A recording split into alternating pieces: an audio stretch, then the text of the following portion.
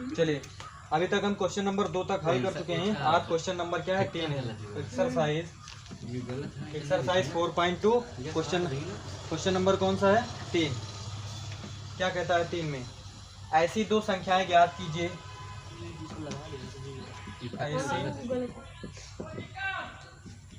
ऐसी दो संख्याएं ज्ञात कीजिए। ऐसी दो संख्याएं ज्ञात कीजिए जिनका योग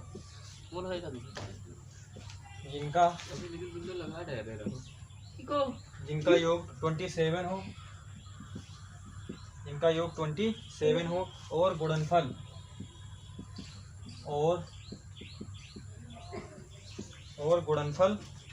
182 हो, और गुणनफल कितना हो 182 हो। ठीक है ना।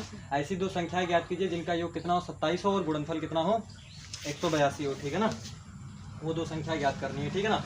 जैसे हम कह देते हैं कि दो संख्याएं हैं जिनका योग कितना 27 है। ठीक है ना। जैसे हमने कहा कि एक संख्या यदि हम सोचते हैं इस तरीके से कि एक संख्या यदि 20 है तो दूसरी क्या होगी 7 होगी, क्योंकि 27 - 20 दूसरे संख्या में इस तरीके से पता चल जाएगी। कैसे पता चल जाएगी, तो कुल में से जो संख्या में पता है उसको घटा देंगे तो दूसरी संख्या स्वतः ही पता चल जाएगी। ठीक। इसी तरीके से यदि हम कहें एक संख्या x है तो दूसरी 27 - क्या हो जाएगी x हो जाएगी। ठीक। चलिए मान लेते हैं, माना पहली संख्या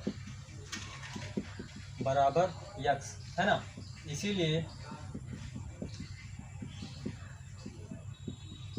दूसरी संख्या क्या होगी 27 - x हो जाएगी। ठीक है ना।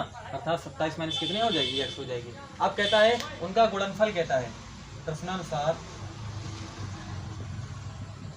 प्रश्नानुसार गुणनफल x गुणे 27 - x बराबर 182। ये इनका गुणनफल दे रखा है। ठीक है ना। तो इसको हल कर लेते हैं। ये 27x हो जाएगा माइनस x² बराबर 180 कितना हो जाएगा 2 हो जाएगा। ठीक है ना। इसको उस तरफ भेज देते हैं दोनों वैल्यू को। तो ये x² माइनस का 27x प्लस 182 बराबर कितना हो जाएगा 0 हो जाएगा। ठीक है ना। अब यहाँ से हम इसका क्या निकाल लेते हैं, गुणनखंड विधि से इसको हम क्या करते हैं हल करते हैं। ठीक है ना। चलो तो 182 के यहाँ पर हम क्या कर लेते हैं, यहाँ पर सबसे पहले गुणनखंड पहले क्या ज्ञात कर लेते हैं। तो 182 2 9 18 2 का नम 2 और 13 सते 91 7 का नम कितना हो जाएगा 7 हो जाएगा। ठीक है ना। अर्थात 7 दूनी 14 और 13 में क्या हो जाएगा टूट जाएगा। ठीक। तो देखो x² माइनस ये हो जाएगा 14 प्लस ये कितना है 13 और ये x प्लस 182 बराबर कितना हो जाएगा 0। तो ये x² माइनस 14x माइनस ये कितना है 13x प्लस 182 बराबर कितना हो जाएगा 0। तो यहाँ से x² माइनस का 14x माइनस ये कितना है 13x माइनस का 182 बराबर कितना हो जाएगा 0 हो जाएगा। ठीक है ना। यहाँ से x कामन तो x माइनस कितना हो जाएगी 14 हो जाएगा, माइनस यहाँ से 13 कामन तो x माइनस यहाँ पर कितना हो जाएगा 14 बराबर क्या हो जाएगा 0। तो x माइनस 14 हो जाएगा और यहाँ पर x माइनस 13 बराबर क्या हो जाएगा 0। तो x बराबर 14 या फिर x बराबर कितना हो जाएगा 13 हो जाएगा। ठीक है ना। तो कहने का मतलब वो अभीष्ट दो संख्या क्या है 14 और 13 है। ठीक है ना। तो कहने का मतलब 14 और क्या है 13 है। यदि x बराबर यदि हम पहले 14 लें तो यहाँ पर दूसरी क्या होगी 13 होगी, और यदि x बराबर 13 लें तो दूसरी क्या हो जाएगी 14 हो जाएगी। ठीक है ना। तो वो अभीष्ट दो संख्याएं, अतः अभीष्ट संख्याएं 14 और क्या है 14 और 13 क्या है 14 और क्या है 13 है। ठीक है ना। समझ गया ना। यानी कि अगर एक 14 होगी दूसरी क्या होगी 13 होगी। तो कहने का मतलब 14 और 13 है कहने का मतलब। ठीक है ना। एक अगर 13 है तो दूसरी 14 और अगर एक यानी कि कहने का मतलब यदि पहली अगर 14 है तो दूसरी 13 होगी, यदि अगर पहली 13 है तो दूसरी क्या होगी 14 होगी, और यदि पहली 14 है तो दूसरी क्या हो जाएगी 13 हो जाएगी। ठीक। ये स्वतः ही हो जाएगी। चलिए क्वेश्चन नंबर 4 है। ठीक है ना। 3 तक हो ही गया है। क्वेश्चन नंबर 4 क्या कहता है 4 में कहता है दो क्रमागत धनात्मक पूर्णांक ज्ञात कीजिए। दो क्रमागत धनात्मक पूर्णांक दो क्रमागत धनात्मक पूर्णांक ज्ञात कीजिए जिनके वर्गों का योग 365 जिनके वर्गों का योग कितना है 365 हो, ठीक है ना। ये ठीक। तो दो क्रमागत धनात्मक पूर्णांक ज्ञात कीजिए जिनके वर्गों का योग कितना 365 है, ठीक है ना। जैसे हमने कहा यहाँ पर पूर्णांक की बात करिए, ठीक है ना, या वो भी धनात्मक पूर्णांक, क्योंकि पूर्णांक में क्या होते हैं, धन वाली संख्याएं भी होती हैं और क्या होती है, ऋण वाली भी संख्याएं होती है, ठीक है ना। तो यहाँ पर केवल बात करी गई किसकी, धनात्मक संख्या की क्या करी गई है, बात करी गई, ठीक है ना, अर्थात केवल धनात्मक पूर्णांक में लेना है। चलो, तो यदि हम पहला धनात्मक पूर्णांक, चलिए पूर्णांक में यदि हम पहला धनात्मक पूर्णांक है 1, है ना, तो दूसरा धनात्मक पूर्णांक हमें ज्ञात करना है, तो क्या करेंगे, इसी 1 में हम 1 जोड़ देंगे तो ये कितना हो जाएगा 2। यदि हम पहला धनात्मक पूर्णांक 2 कहें तो अगर हमें अगला धनात्मक पूर्णांक निकालना है तो क्या करेंगे, 2 में हम 1 जोड़ देंगे तो ये कितना हो जाएगा 3, ठीक है ना। यदि हम पहला धनात्मक पूर्णांक है 3 है और यदि हमें अगला निकालना है तो इसमें भी हम क्या कर देंगे, 1 जोड़ देंगे तो क्या हो जाएगी 4। यानी कि अगर हमें 1 पता है तो दूसरा यदि हम उसमें 1 जोड़ देंगे तो अगला धनात्मक पूर्णांक, यानी कि एक क्रमागत है ना, जैसे पहला अगर हमने कहा कि पहला धनात्मक पूर्णांक 3 है तो दूसरा क्रमागत का मतलब यानी कि 3 के बाद सीधे 5 नहीं लेंगे, क्रमागत का मतलब यानी कि इसके क्रम के बाद, यानी कि इसी के बिल्कुल बाद, ठीक है ना। तो 3 के बाद अगला क्या होगा 4 को, और वो भी क्या होगा 1 जोड़ने पर होगा, ठीक है ना। तो यदि हम कहते हैं कि पहला क्रमागत, पहला जो पूर्णांक है वो हम यक्ष कहते हैं, पहला जो धनात्मक पूर्णांक है वो क्या है यक्ष है, तो दूसरा क्या होगा यक्ष में 1 हम क्या कर देंगे जोड़ देंगे तो वही क्या होगा अगला धनात्मक पूर्णांक होगा, ठीक है ना। चलो अब इसी चीज को हम लिखते हैं।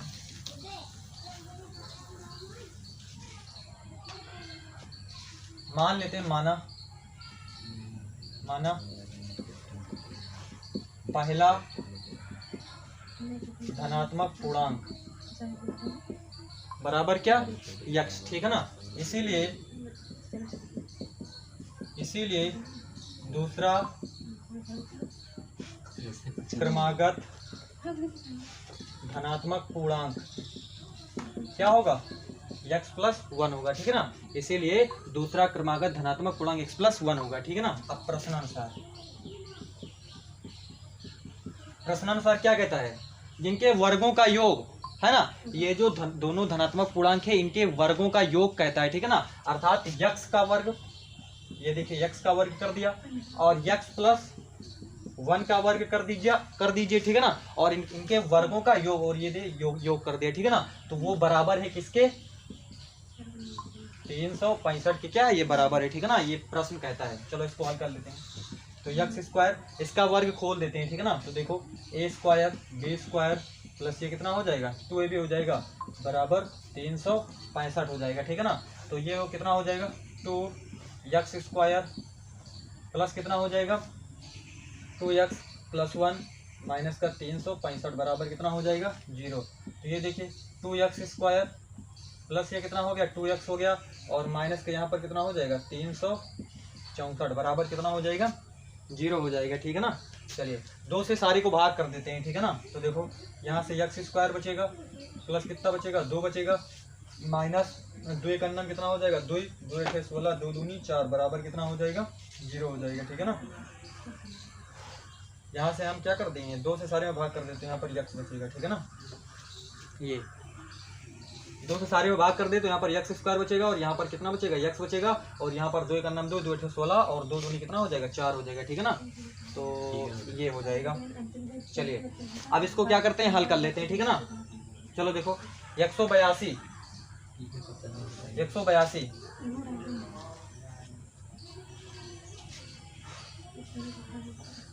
2 2 9 18 2 का नाम 2 और 13 और 7 का नाम कितना हो जाएगा 7 7 दूनी 14 और क्या हो जाएगा 13 में टूट जाएगा, ठीक है ना। तो देखो x² plus 14 minus 13 x minus 182 बराबर कितना हो जाएगा 0। तो x² माइनस 14x माइनस कितना हो जाएगा 13x माइनस का 182 बराबर कितना हो जाएगा 0। तो यहाँ से देखिए x² minus 14x minus 13x plus 182 बराबर क्या हो जाएगा 0। x कामन तो यक्स प्लस कितना हो जाएगा 14 और यहाँ पर 13 कॉमन, तो यहाँ से यक्स प्लस कितना हो जाएगा 14 बराबर क्या हो जाएगा 0 हो जाएगा, ठीक है ना। तो यहाँ से देखिए यक्स प्लस 14 और यहाँ से यक्स माइनस 13 बराबर क्या हो जाएगा 0 हो जाएगा, ठीक है ना। तो यहाँ से यक्स बराबर माइनस का 14 या फिर यक्स बराबर कितना हो जाएगा 13 हो जाएगा, ठीक है ना। तो ये तो ऋण वाला संभव नहीं है, ये संभव नहीं है, ठीक है ना। अतः यक्स बराबर 13, ठीक है ना। अतः एक्स बराबर 13। तो पहला धनात्मक पूर्णांक क्या होगा 64 कहाँ जाएगा? 64 कहाँ लिखा गधे कहीं के 364 लिखा है। अरे उसमें घटेगा नहीं, यहाँ पर एक है नहीं ये। चलो तो यहाँ से जो पहला धनात्मक पूर्णांक होगा, ठीक है ना, पहला धनात्मक पूर्णांक सर हाँ बताओ 100 बराबर 13 के नीचे क्या लिखा है सर हिंदी में? पहला अतः ऊपर वो बीच में संभव नहीं है, ये संभव नहीं है। केवल 14 जो बात कर रहे हैं, ठीक है ना, -14 यहाँ पहला धनात्मक पूर्णांक। पहला धनात्मक पूर्णांक कितना होगा 13 और दूसरा धनात्मक पूर्णांक दूसरा धनात्मक दूसरा क्रमागत है, दूसरा क्रमागत धनात्मक पूर्णांक कितना हो जाएगा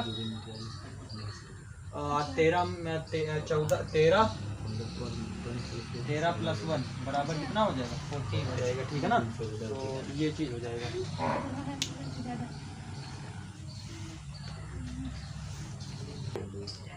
चलो क्वेश्चन नंबर 5 है।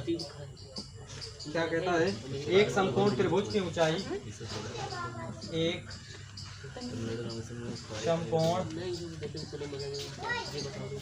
एक समकोण त्रिभुज की ऊंचाई इसके आधार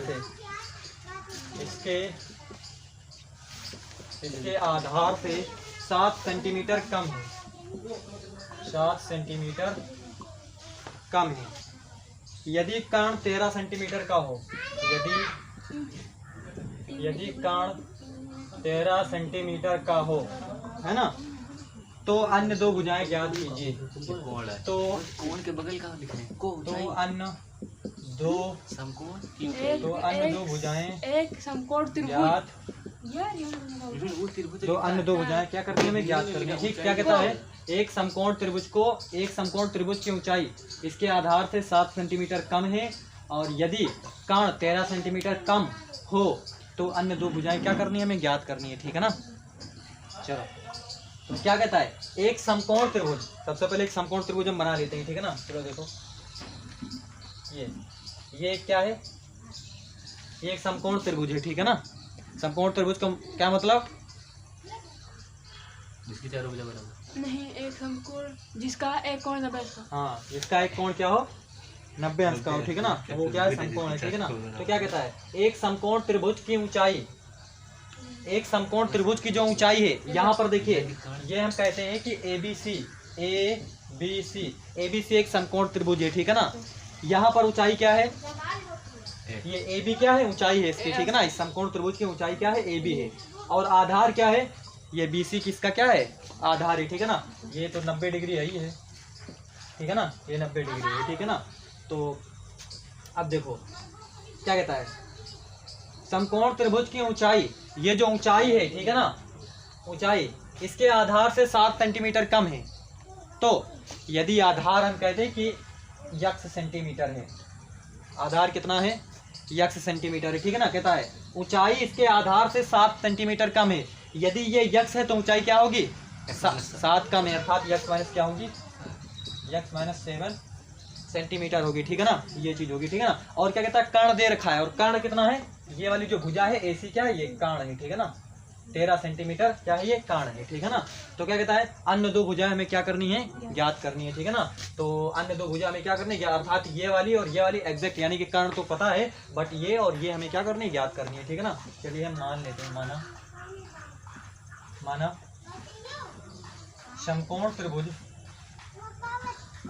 माना समकोण त्रिभुज का आधार बराबर x सेंटीमीटर, इसलिए इसकी ऊंचाई बराबर क्या होगी, x माइनस 7 सेंटीमीटर हो जाएगी। ठीक है ना। तो हम पाइथागोरस प्रमेय लगा देते हैं। हम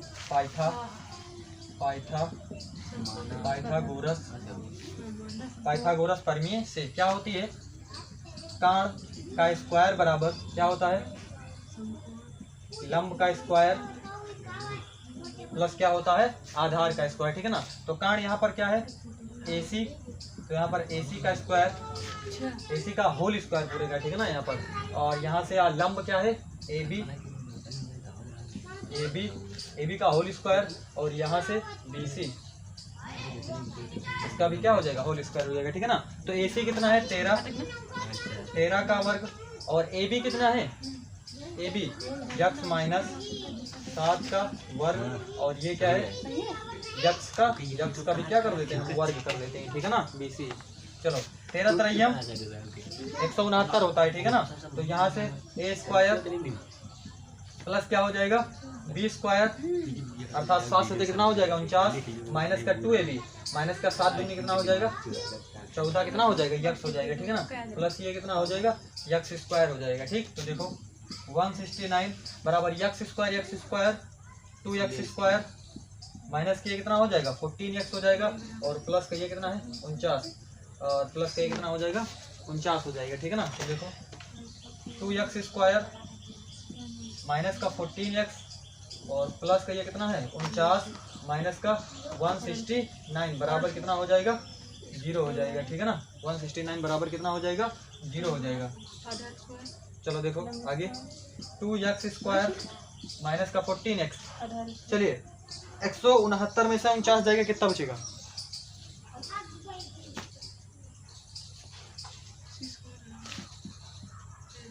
यहाँ पर 49, ये 0, और यहाँ पर ये कितना हो जाएगा 2, कितना बचेगा 120 बचेगा। ठीक है ना। चलो तो ये कितना हो जाएगा 120 बराबर कितना हो जाएगा, 0 हो जाएगा। ठीक है ना। चलो 2 से भी भाग कर देते हैं। ठीक है ना। तो देखो x स्क्वायर माइनस ये कितना हो जाएगा 7x हो जाएगा। ठीक है ना। माइनस 2 6 12, ये कितना हो जाएगा 0 हो जाएगा। ठीक है ना। बराबर कितना हो जाएगा, 0 हो जाएगा। ठीक है ना। लंबा लिखा है, हम कहीं 0 या और राय लिखा है। चलो देखो अब यहाँ से इसके हम क्या करते हैं, इसका गुणनखंड विधि से इसको हल करते हैं। ठीक है ना। तो देखो क्या कहता है, यहाँ पर गुणा कर दीजिए तो 60 हो जाए। ठीक है ना। और घटा दीजिए तो कितना हो जाए, 7 हो जाए। ठीक है ना। तो बताओ क्या सर, गुणा करने पर 60 और घटाने पर 7, तो 12 पंचे 60, और 12 में से 5 गया 7। ठीक। चलो x square minus 12 minus 5 x minus 60 बराबर कितना हो जाएगा 0। तो x स्क्वायर माइनस ये 12x प्लस का 5x माइनस का 60 बराबर कितना हो जाएगा 0। तो x स्क्वायर माइनस का ये कितना हो जाएगा 12x प्लस 5x, और यहाँ पर माइनस का 7 बराबर कितना हो जाएगा 0।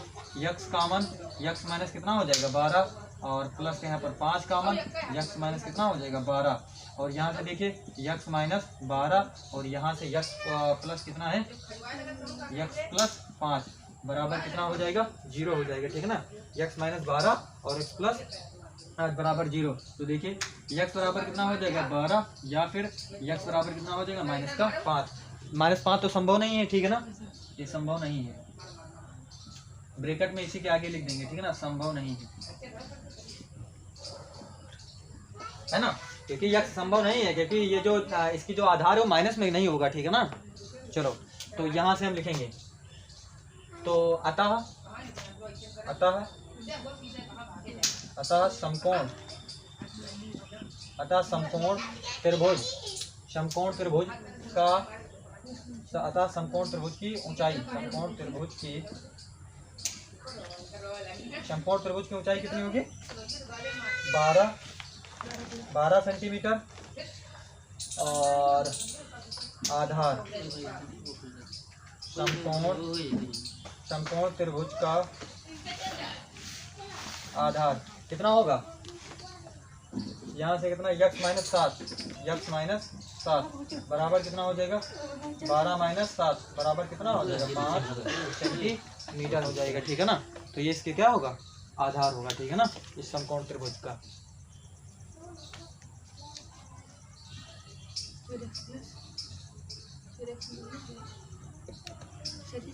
अच्छा माइनस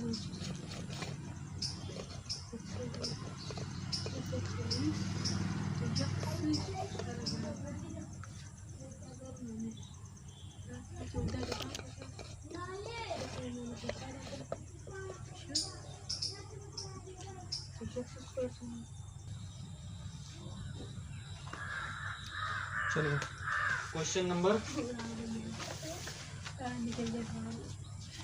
5 है। ठीक है ना, कौन सा नंबर है?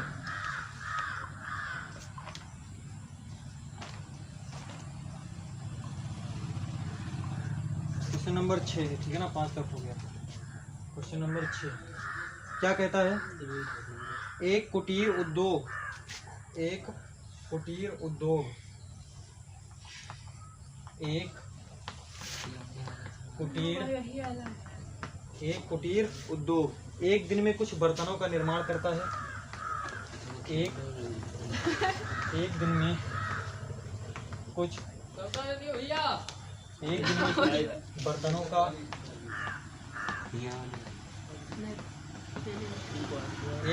बर्तनों का निर्माण करता है। एक विशेष दिन यह देखा गया, एक विशेष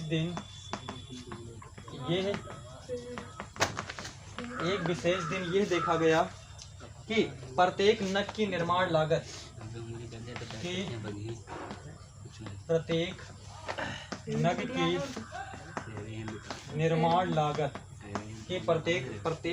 की निर्माण लागत रुपयों में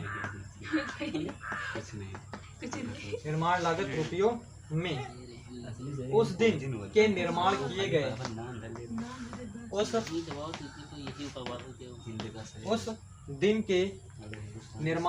बर्तनों की संख्या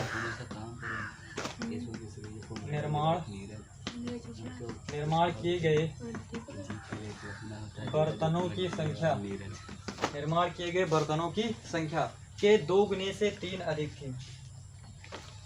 के 2 गुने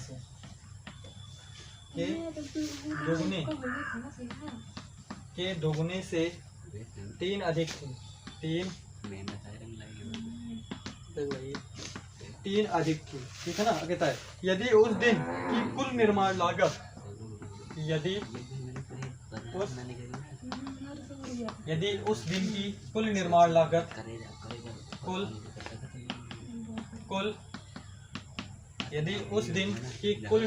लागत रुपये 90 थी,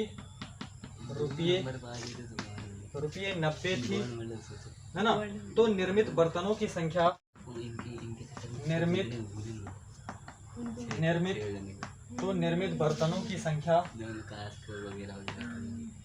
निर्मित बर्तनों की संख्या और प्रत्येक नग की लागत ज्ञात कीजिए।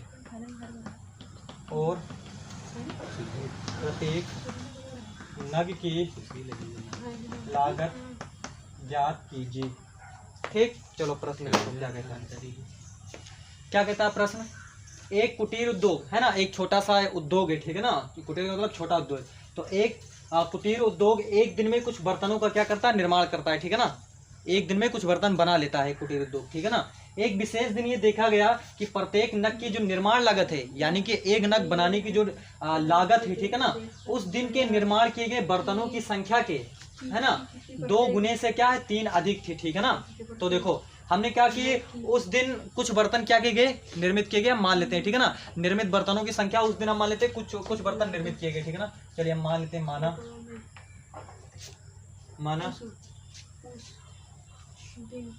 उस दिन निर्माण किए गए बर्तनों की संख्या बराबर क्या मान लेते हैं हम? यक्स। ठीक है ना, हमने कहा कि उस दिन कितने बर्तन निर्मित किए गए? यक्स बर्तन क्या किए गए? निर्मित किए गए। ठीक है ना, तो प्रत्येक नग की, तो क्या कहता है कि एक विशेष दिन ये देखा गया कि प्रत्येक नग की निर्माण लागत, तो प्रत्येक नग की निर्माण लागत क्या होगी, इसीलिए इसीलिए को का लिखा है प्रत्येक तीन अरे अधिक थी नग की यदि उस दिन की कुल निर्माण लागत 90। इसीलिए प्रत्येक नग की निर्माण लागत, प्रत्येक नग की निर्माण लागत क्या होगी, क्या कहता है, प्रत्येक नग की निर्माण लागत उस दिन निर्माण किए गए बर्तनों की संख्या के, ये देखिए उस दिन निर्माण किए गए बर्तनों की संख्या के 2 गुने से, तो यहाँ पर निर्माण किए गए बर्तनों की संख्या कितनी है, यक्स है, और इसका 2 गुना अर्थात 2x से क्या है 3 अधिक है, ठीक है ना। सिंपल सी चीज है। क्या कहता है, एक कुटीर उद्योग एक दिन में कुछ बर्तन बनाता है, ठीक है ना। कुछ बर्तन एक उद्योग क्या करता है, बनाता है, कुटीर उद्योग छोटा सा जो उद्योग है। एक विशेष दिन ये देखा गया कि प्रत्येक नग की जो निर्माण लागत है, अर्थात एक नग को बनाने में जो लागत लगती है, उस दिन निर्माण किए गए बर्तनों की संख्या के 2 गुने से 3 अधिक थी, ठीक है ना। तो हमने कहा कि उस दिन यदि यक्स बर्तन निर्मित किए गए तो जो प्रत्येक नग की जो निर्माण लागत होगी वो उसके 2 गुने से 3 अधिक होगी, अर्थात उसका 2 गुणे, अर्थात ये इतने बर्तन निर्मित किए गए उस दिन, तो इसका 2 गुना, इसका 2 गुना और क्या 3 अधिक है, तो 3 हम क्या कर दिए, अधिक कर दिए, ठीक है ना। ये प्रत्येक नग की निर्माण लागत है। अगर जैसे 4 बर्तन बने, हाँ, जैसे हमने कहा कि हाँ चलिए एक उदाहरण लेते हैं। हमने कहा कि उस दिन मान लीजिए 5 बर्तन बनाए जाते हैं। कितने बर्तन बनाए जाते हैं उस दिन, हम कितने बर्तन कहते बनाए जाते हैं। इसमें प्रश्न में त्रिवेदी कहता है ना कि प्रत्येक नग की निर्माण लागत, अर्थात एक नग की जो निर्माण लागत है उस दिन, यानी कि उस विशेष दिन, ठीक है ना, निर्माण किए गए बर्तनों की संख्या के, यदि हमने उस दिन कहा कि 5 बर्तन क्या किए गए, निर्मित किए गए, ठीक है ना, 5 बर्तन निर्मित किए गए, ठीक है ना, तो एक नग की निर्माण लागत क्या होगी, एक नग की जो निर्माण लागत होगी इस बर्तनों की संख्या के 2 गुना से क्या है 3 अधिक, अर्थात 5 दूनी 10 और ये कितना हो जाएगा 13 हो जाएगा, ठीक है ना। तो ये क्या हो जाएगा 13 हो जाएगा, ठीक है ना। तो इस तरीके से हम, यह हमें मालूम नहीं है तो इसीलिए हम यहाँ पर ये चीज मान लिए, ठीक है ना। तो हमने कहा कि उस दिन बर्तन यक्स निर्मित किए गए और प्रत्येक नग की जो निर्माण लागत है वो 2x + 3 है ना। और अतः क्या दे रखा है, उस दिन कुल निर्माण लागत, ठीक है ना। जैसे 90 कुल निर्माण लागत कितना है 90, और ये 90 कैसे प्राप्त होगा, इसको यक्स को हाँ हमने क्या कहा कि हम यक्स बर्तन बनाते हैं, और यक्स बर्तन बनाते हैं और एक नग की लागत इतनी है, तो यक्स बर्तन बनाते हैं तो यक्स नग की लागत कितनी होगी, इन दोनों को जब हम गुणा करेंगे तो टोटल कितना होगा 90 के वो बराबर होगी, ठीक है ना। अतः क्या कहता है, कुल निर्माण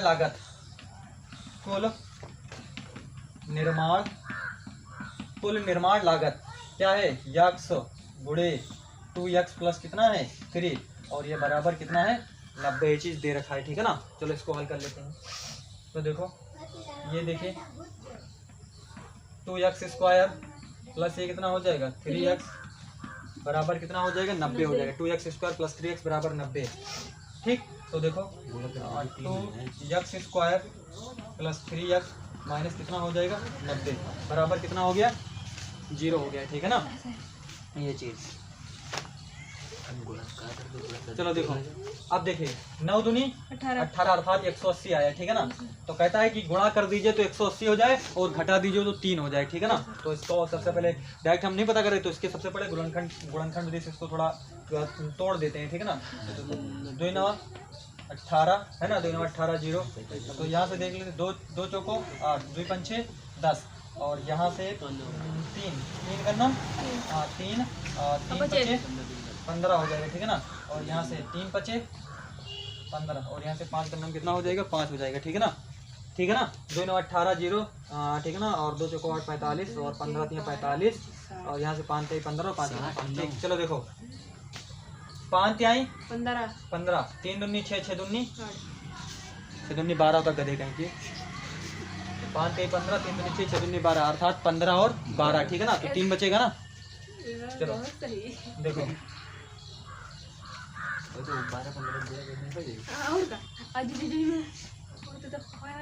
2x² + 15 और माइनस ये क्या हो जाएगा 12x माइनस का 90 बराबर कितना हो जाएगा 0। 2x² 15x माइनस का 12x माइनस का 90 बराबर कितना हो जाएगा 0। 2x² प्लस का 15x माइनस का 12x काम कर प्लस का 90 बराबर कितना हो जाएगा? 0 हो जाएगा, ठीक है ना। तो यहाँ से देखो क्या कॉमन कर सकते हैं। यहाँ से यदि x कॉमन कर लें तो यहाँ से 2x प्लस कितना हो जाएगा? 15 हो जाएगा, ठीक है ना। माइनस के यहाँ से कितना कॉमन कर लेते हैं? 6 कॉमन कर लेते हैं, ठीक है ना।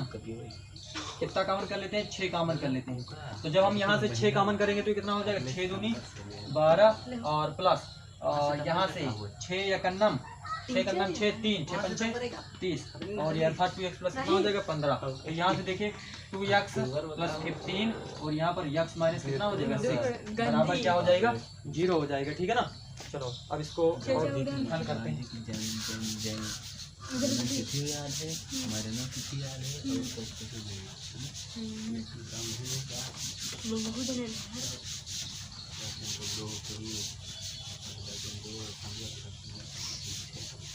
तो आजाद चलो देखो यहाँ से देखो ये क्या हो गया? 2x प्लस 15 बराबर 0 या फिर x माइनस 6 बराबर कितना हो जाएगा? 0। तो यहाँ से देखिए x बराबर माइनस का 15/2 या फिर x बराबर कितना हो जाएगा? 6 हो जाएगा, ठीक है ना। तो ये तो माइनस का 15/2 संभव नहीं है ना। क्या संभव है? नहीं है। तो क्यों नहीं है माइनस संभव? माइनस में से रीड में हाँ, क्यों नहीं संभव अगर हम कहते हैं तो? क्योंकि सर ये जो सर बर्तन है ना वो सर हाँ, बर्तनों की संख्या और ऋणात्मक नहीं होगी, ठीक है ना। तो सोचो बर्तन ऋणात्मक हो जाए। चलिए या तो 6 बर्तन हो गया, वो माइनस 6 बर्तन नहीं होंगे, ठीक है ना। माइनस में बर्तन नहीं होंगे, 6 बर्तन होंगे। 1 बर्तन 2 बर्तन ये माइनस वाली बर्तन नहीं होते हैं, ठीक है ना। एक तो -5 बर्तन दे दो हमको, कोई -5 बर्तन देगा तुमको? कहोगे 1 बर्तन 2 बर्तन 3 बर्तन ऐसे ही तो कहोगे माइनस में होगा, -6 बर्तन दे दो। भगाओ जी। चलो निकल जब खोली तो चला तो ये क्या संभव नहीं है, ठीक है ना। संभव नहीं है। क्यों नहीं संभव नहीं है? क्योंकि x क्या है? बर्तनों की संख्या है, ठीक है ना। इधर स्कूल खोला है लेकिन ठीक है ना। तो अतः इसलिए x बराबर कितना हो जाएगा? 6 हो जाएगा, ठीक है ना। तो मस्ती उस दिन निर्माण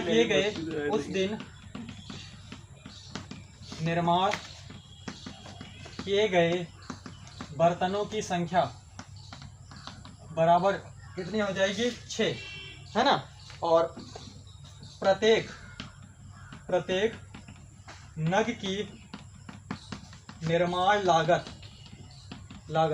ये क्या? 2x प्लस 3 अर्थात 2 × 6 प्लस कितना हो जाएगा? 3। तो 6 दूनी 12 प्लस कितना हो जाएगा? 3 बराबर 12 3 15 अर्थात प्रत्येक नग की जो निर्माण लागत है वो कितनी है?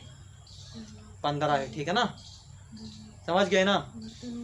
चलो अभी भी इसमें कोई डाउट? 6 बर्तन बनाए जाते हैं, ठीक है ना। कितने बर्तन बनाए जाते हैं? 6 बर्तन बनाए जाते हैं और प्रत्येक नग की जो निर्माण लागत है वो कितनी है? 15 है, ठीक है ना। निर्माण लागत कितनी है? 15 है।